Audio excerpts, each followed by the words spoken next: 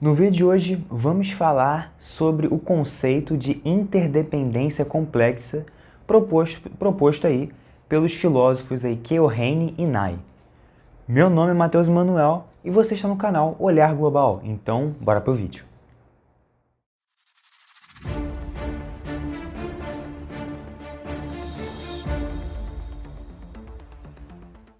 Bem, quando a gente fala então de Keohane e Nye, a gente então tem que tentar situar no tempo, ou seja, tem que tentar entender o contexto histórico no qual estamos passando, ou melhor, no qual Keohane e Nye estão passando.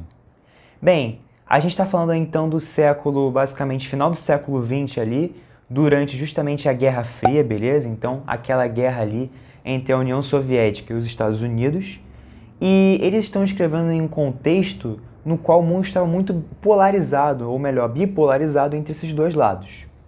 E aí eles vão parar para analisar isso e vão pensar, poxa, qual seria uma estratégia, uma solução para justamente resolver isso que a gente chama de Guerra Fria, né?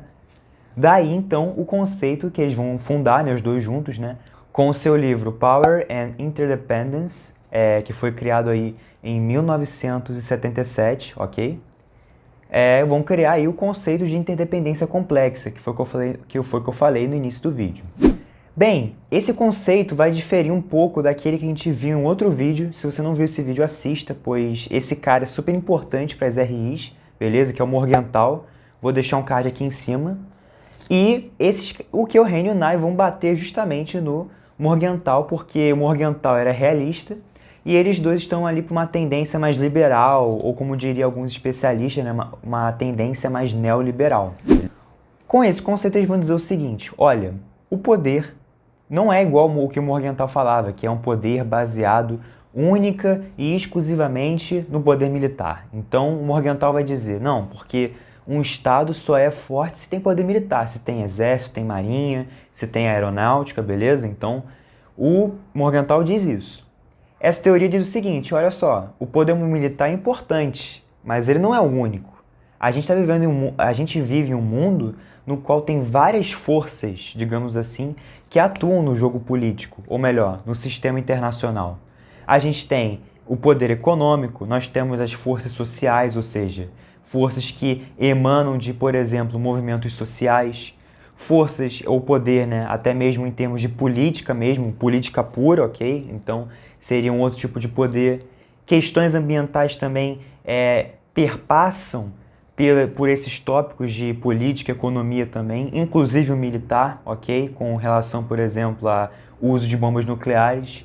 Então, basicamente, o que esses dois autores aqui, o que esses dois carinhas querem trazer pra gente é tentar mostrar uma visão mais completa do mundo, dizer, ó, cara, o mundo não é só militarismo, o mundo não é só você chegar lá e invadir outro país. Aí a gente até poderia citar alguns exemplos, né, de como essa teoria se encaixa, né?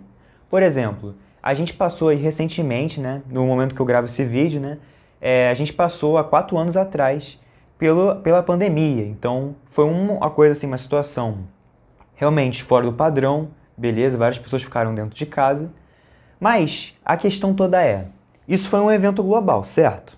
Certo. Mas isso foi gerado exclusivamente pelo poder militar? Ou o militar foi lá e, sei lá, jogou, ele criou o vírus? Não. O fato da pandemia ter surgido foi justamente uma questão ambiental, ou seja, foi uma questão sanitária que aí especialistas dizem que foi lá em Wuhan e tudo mais, né, que surgiu o vírus, mas não teve uma origem militar e não teve um Estado que fez isso com o intuito militar, ok? Então, esse seria um exemplo. Outro exemplo também é justamente com relação ao comércio internacional. Então, por exemplo, o Brasil ele tem uma relação muito forte com a China. Então, a gente exporta muitos minérios lá para eles e muito também, enfim, gado, enfim, carne bovina lá para a China, beleza? E a China, por sua vez, exporta para o Brasil produtos de tecnologia. Então, os produtos aí, por exemplo, da Shein ou de outros lugares assim, beleza? Que vocês já devem conhecer. Essa relação é baseada em uma relação de poder militar, ou seja, a China está ameaçando o Brasil, dizendo que vai jogar uma bomba e compra. Não é assim, tá ligado? É uma relação mútua ali, uma relação de cooperação, ou melhor, uma relação de ganha-ganha, no qual um lado vai lá e diz, não, ó, eu vou exportar para você soja, trigo, ou enfim, produtos advindos, né, da agropecuária, beleza? Então, e você em troca vai me dar produtos aí de tecnologia, com maior valor agregado e tudo mais. Então é uma relação de troca, não é... Ou seja, seria uma relação essencialmente econômica e não militar. Então, basicamente é isso que esses dois carinhas estão querendo trazer pra gente. E por isso, esse conceito é tão importante para entendermos aí essas diferentes forças ou esses diferentes poderes que atuam na contemporaneidade. Bem, e para fechar o vídeo então, vamos falar justamente de dois pontos, que é justamente a sensibilidade e a vulnerabilidade. A sensibilidade se refere justamente a medidas ou ações que o país toma no curto prazo. Já a vulnerabilidade seria o oposto, então seria quando o país toma medidas e, enfim, decisões no longo prazo. Eu vou dar um exemplo para tentar simplificar um pouco essas ideias, né, esses conceitos. Imagine que houve então um choque de preços e que houve, por exemplo, o aumento do barril do petróleo, beleza? Qual é a consequência para aqueles países que dependem de petróleo?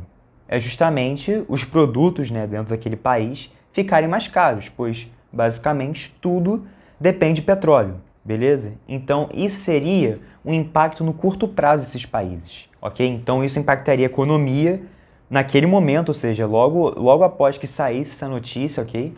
E isso consequentemente geraria um abalo para essas pessoas, para esses países, ok? Já a vulnerabilidade seria o seguinte, vamos pensar nesse mesmo exemplo do petróleo.